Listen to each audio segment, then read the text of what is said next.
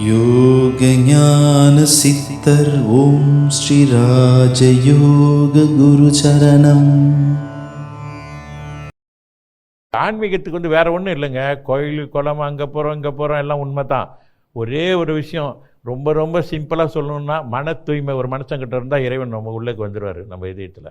இதுதான் உண்மை, வேறு எங்கேயுமே இல்லை.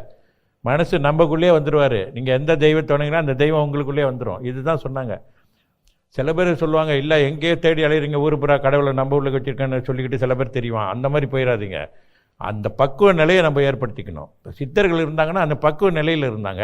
அவங்க எங்கேயே அமர்ந்து வணங்கினாலும் இறை தரிசனப்பட்டாங்க, எல்லா நிலையும் பார்த்தாங்க. அதுக்காக அதே விஷயத்தை சாதாரண மக்கள் வாழ்ந்துக்கிட்டு இருக்கிற வாழ்க்கையில் இருக்கவங்களுக்கு நீ அங்கே போகிற அவங்களுக்குள்ளே இருக்கிறாரு, உண்மைதான்.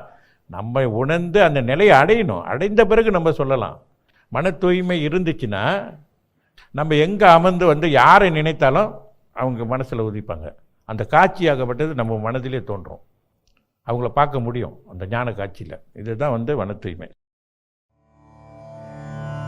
யோக ஞான சித்தர் ஓம் ஸ்ரீ ராஜயோக குரு சரணம்.